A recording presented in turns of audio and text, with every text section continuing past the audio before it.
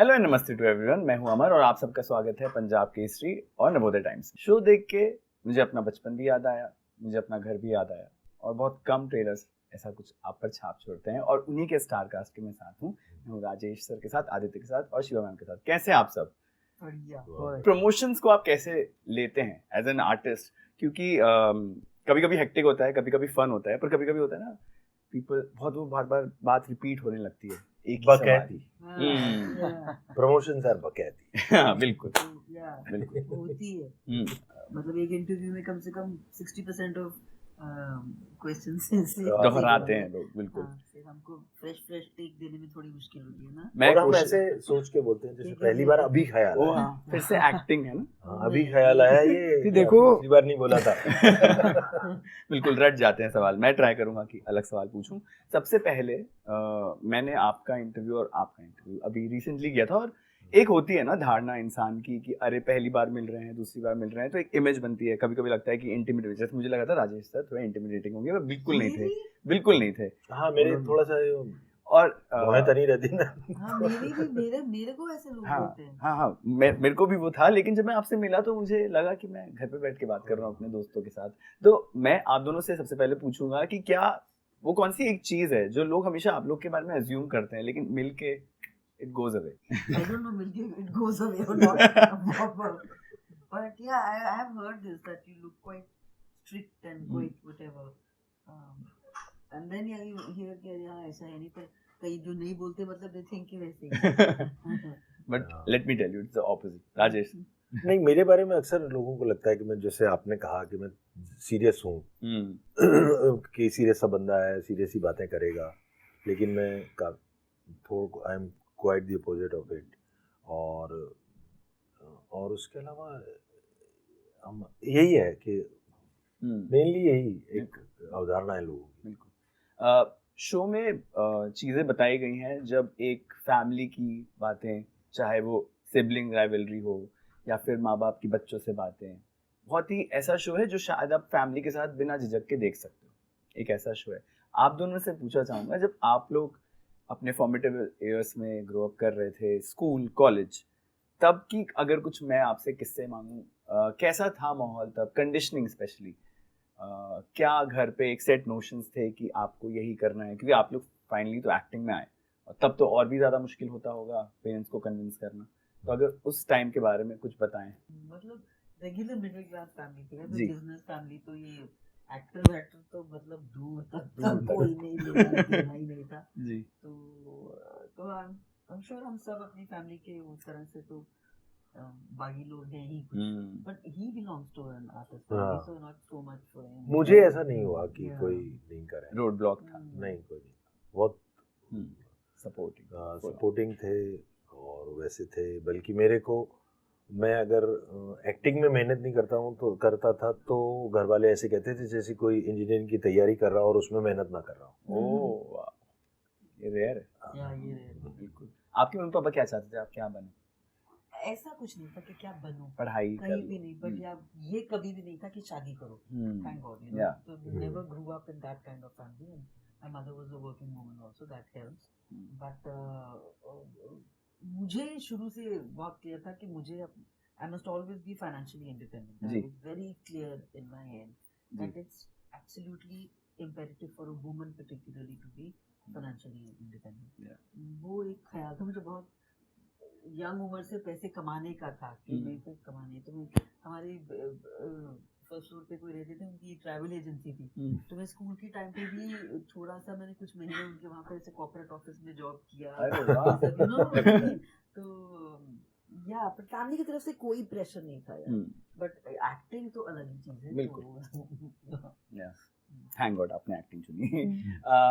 मेरे बहुत सारे फ्रेंड्स हैं जो एक्टर्स हैं और थिएटर बैकग्राउंड के हैं। तो अभी मैं गया था पृथ्वी, तो हम लोग बात कर रहे थे, तो वो लोग एक बात बोले मुझे कि अगर किसी को एक्टर अच्छा बनना है, आप कोई भी नाम उठा के देख लो। जैसे वो गोविंदा का नाम ले रहे थे, गोविंदा जी का, कि अगर वो कॉमेडी कर लें, वो सबसे डिफिकल्ट जॉनर है, तो उसके बाद उन्हें अगर आप सीरियस रोल में डालोगे तो वो अलग ही लेवल पे आएंगे, चाहे वो परेश रावल सर हों और बाकी तमाम एक्टर्स जो कॉमेडी के लिए जाने जाते हैं, बट फिर उनको जब सीरियस काम मिलता है तो फिर दे शो देयर रेंज। ऐसा क्यों कहा जाता है कि कॉमेडी सबसे डिफिकल्ट जॉनर है? इंटरेस्टिंग, मैंने तो ऐसे सोचा नहीं, बट हाँ कॉमेडी है मुश्किल तो क्या। कॉमेडी, मुझे लगता है कि कॉमेडी फेक नहीं की जा सकती और उसका रिजल्ट तुरंत मिलेगा जी कि ना आप सीरियस होना फेक कर सकते हो, थोड़ा सा चीट कर सकते हो आप रोने को, और बाकी चीज़ों से उसको कवर अप भी किया जा सकता है, बाकी म्यूजिक से, शॉट टेकिंग से, बट कॉमेडी में आप अकेले हो। टाइमिंग अगर कोई आपकी है तो है, नहीं है तो नहीं, बिल्कुल वो लैंड करेगा वरना नहीं। हाँ, उसमें टाइमिंग जो चीज़ है, हम लोग आसानी से शब्द बोल रहे थे, बट एक चीज़ है, मतलब कि आप रिदम को इतना बढ़िया पहचानते हैं, है ना, इट्स लाइक। मैंने एक अजीब सी चीज़ नोटिस की है, जितने कॉमेडियन है ना अच्छे, उनका म्यूजिक सेंस बहुत अच्छा है। अच्छा जी, मतलब right from Kapil Sharma to, they are all good singers, और कुछ बजाते भी हैं, एक कुछ वो टाइमिंग शायद उससे आता है, रिदम जैसे बात कर रहे हैं। आदित्य, आपका ये पहला प्रॉपर फुली फ्लेश्ड बड़ा रोल है, और इट्स ऑब्वियस कि आप सेट पे सबसे यंग होंगे, है ना, सबसे यंग आप ही थे। तो जब ऐसे एक सेट पे आते हो जहाँ पे ऑब्वियसली एक्टर्स बहुत सीनियर हैं, बट जब जैसी एक्शन बोला जाएगा तब तो आप as an artist same contribution दे रहे हैं इन द शो, तब आप आफ्टर द शो जब हो जाता था तो आपका प्रोसेस कैसा होता था वैलिडेशन के लिए, या फिर किसी से एक गाइडेंस लेने के लिए कि मैंने सही किया कि नहीं? आप खुद ही अपना सीन देखते थे या फिर आप सेट्स में किसी को ढूंढते थे कि यार, क्योंकि शायद डाउट आ सकता है। मतलब हमेशा मुझे अपना सीन देखने को नहीं मिलता था, क्योंकि कभी कभार ही मॉनिटर में मैं देख पाता था कि मैंने कैसा करा है। मैं अपने भैया से लेता था हमेशा फीडबैक कि ये सीन मैंने कैसे करा, जो भी मेरे को थोड़े ऐसा लगता था ना ये सीन थोड़ा टफ था, इसमें मेरे को थोड़ा अपने ऊपर डाउट है कि मैंने कैसा करा, तो मैं भैया से पूछ लेता था। और बाकी सेट पे सब बताते ही थे, अमित सर बहुत अच्छे से गाइड करते थे उन सब चीज़ों से, उन सब चीज़ों के रिलेटेड, सीन से रिलेटेड। और एक बार उन्होंने बताया भी था मुझे यहाँ पे, मतलब जब हम एक बार होटल में थे बात कर रहे थे, तब उन्होंने बताया था कि यहाँ पे मुझे थोड़ी सी कमी लगी थी इस जगह पे, तो उन्होंने बताया कि वो चीज़ कैसे इम्प्रूव हो सकती है। बिल्कुल। तो फीडबैक्स मुझे अच्छे से मिले हैं, और मैं ट्राई करूँगा कि मैं फ्यूचर में उन सब चीज़ों को अच्छा करूँ। डेफिनेटली। मैंने आपका इंस्टाग्राम देखा, आप शॉर्ट टर्म कंटेंट भी काफ़ी बनाते हैं, रील्स काफ़ी बनाते हैं। आपको क्या लगता है जो ये शॉर्ट टर्म कंटेंट है, जिसमें आपको एक टिपिकल 1 मिनट 20 सेकंड में आपको एक रील डालनी है, उसी में आपको अपना परफॉर्मेंस दिखाना है, हाउ डज इट हेल्प एक ऐसे प्रोजेक्ट में जहाँ पे लॉन्ग फॉर्मेट? शॉर्ट फॉर्म और लॉन्ग फॉर्म में बहुत ज़्यादा डिफरेंस है। बिल्कुल। शॉर्ट फॉर्म में आपके पास बहुत लिबर्टी कि आप बहुत ज़्यादा एडिट कर सकते हो, लॉन्ग फॉर्म में बहुत छोटे छोटे शॉर्ट्स भी हो सकते हैं शॉर्ट फॉर्म में। और मुझे बस ये हेल्प करी है उसने कि मेरे को थोड़ी सी एक्टिंग समझ में आई, कि मैं शर्मा नहीं रहा था सेट पे। शर्म थोड़ी सी, मतलब मेरे को शर्म को कम करने में बहुत हेल्प करा कंटेंट बनाने में। और बट ये शॉर्ट फॉर्म और लॉन्ग फॉर्म बहुत डिफरेंट है। लॉन्ग फॉर्म में आपको एकदम अच्छी ऑन पॉइंट एक्टिंग होनी चाहिए, टाइमिंग बेस्ट होनी चाहिए, body language, expressions, dialogue delivery, वो सब चीज़ों पे फोकस करना होता है मेन। बिकॉज जब आप शॉर्ट फॉर्म कंटेंट बना रहे हो तब लाइटिंग भी आप ही कर रहे हो, कैमरा मूवमेंट भी आप ही कर रहे हो, एक्टिंग भी आप कर रहे हो, उसमें वो सब साउंड वाउंड मैं और भैया मिलके दोनों कंटेंट बनाते हैं। बट वहाँ पे जहाँ पे अभी जैसा बकैती का एग्जांपल ले लेते हैं, बकैती में मैं एक्टिंग कर रहा हूँ तो मेरा डिपार्टमेंट है सिर्फ एक्टिंग, वहाँ पे मुझे सिर्फ उसमें अच्छा होना है। बिल्कुल बिल्कुल सही कहा। बाकी सारी चीज़ें तो हो रही है, उसके लिए सब है, बट वहाँ पे एक्टिंग में पर मेन फोकस होना चाहिए। Very well said, well said.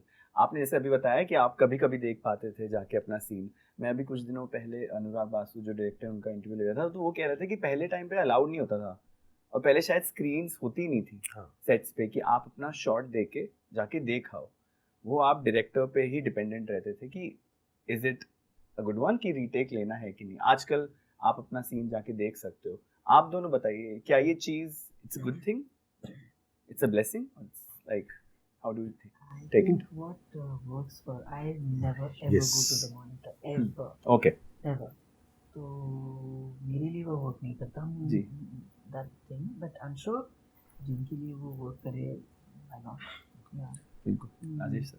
मैं भी नहीं देखता मॉनिटर, नहीं के बराबर देखता हूँ। कोई टेक्निकल चीज़ हो ना कि जिसमें कुछ टेक्निकली समझना है कि ये ऐसे होना है ऐसे होना है, उसके लिए देख ले कि चलो ये टेक्निकली लोचा हो रहा है कुछ, कोई स्पेशल इफेक्ट का काम है, या कोई फिर भी कोई शॉट कोई बहुत ही मार्जिन कम है जहाँ एरर का पोजीशन वाइज, ऐसी चीजों में जी। देख लेता हूँ। या कभी कोई डायरेक्टर दिखाना ही चाहता है कि देखो ये वाला है, मैं ये चाह रहा हूँ तो है, अदरवाइज अपनी तरफ से नहीं देखता। मैंने एक फिल्म में काम किया था, उसमें बहुत बड़ा एक्टर है बिल नाई, वो उन्होंने मुझे कहा कि मैं तो अपनी फिल्म भी नहीं देखता। तो मैंने पूछा क्यों? तो कहते हैं कि वी आर थिएटर एक्टर्स, तुम थिएटर में अपनी performance, can you watch your performance in theatre?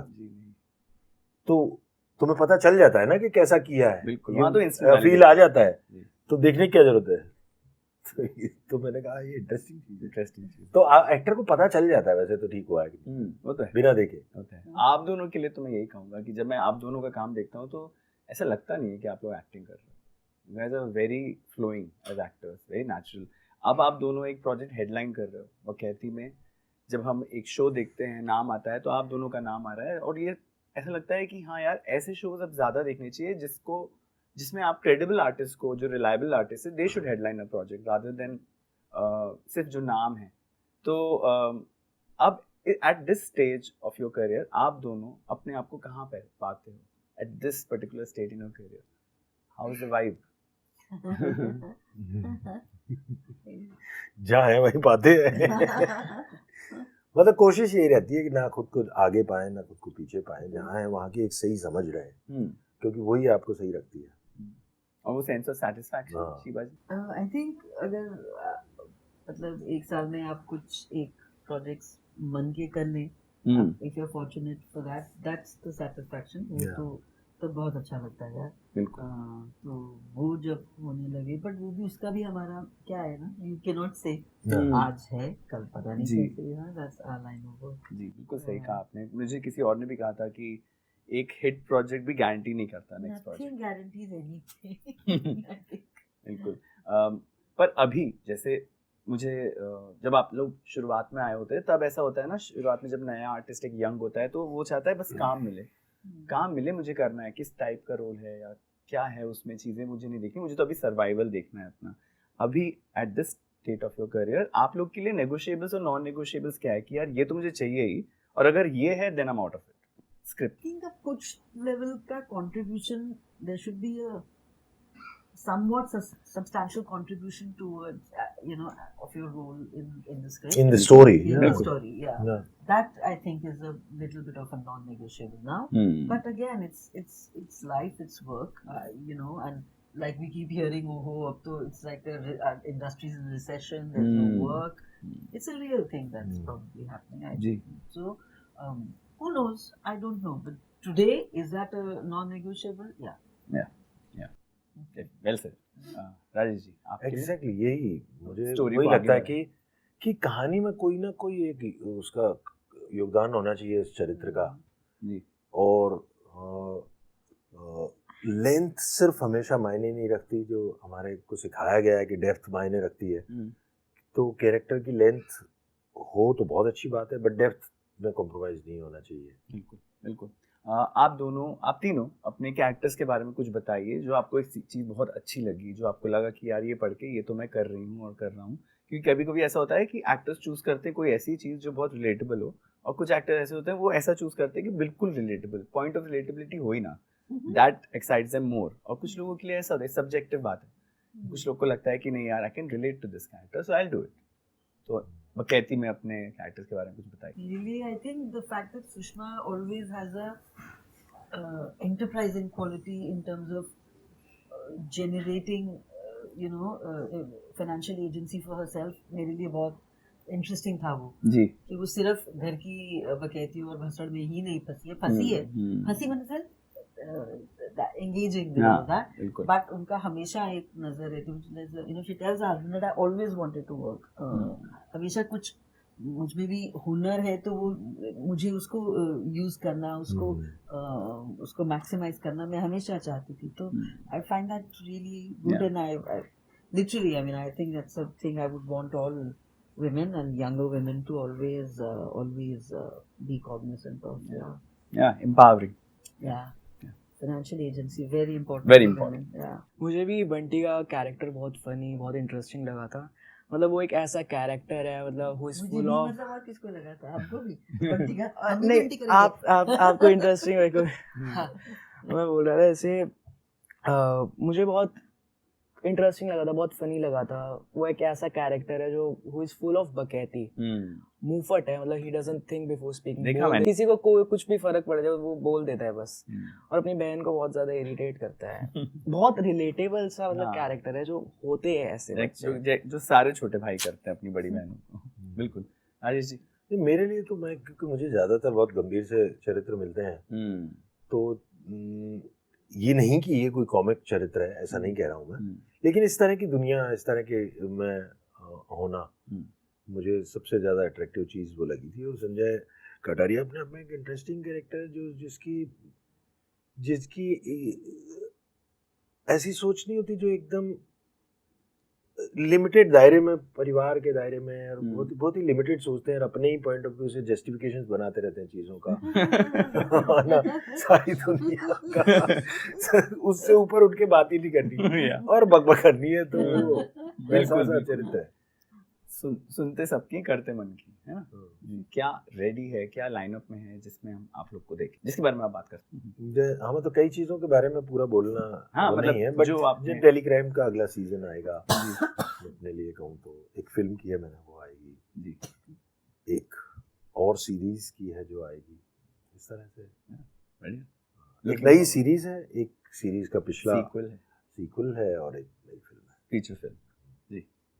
मेरा ऐसा कोई नेक्स्ट प्रोजेक्ट नहीं है, बट अगर मुझे देखना है तो आप इंस्टाग्राम पे देख सकते हैं। बिल्कुल, इंस्टाग्राम पे मेरी रील्स आती है। इनकी एक शाम को आएगी, फिर कल सुबह आएगी। कंटिन्यूअस फ्लो है, इनके प्रोजेक्ट ज़्यादा है। अरे वाह जी भाई।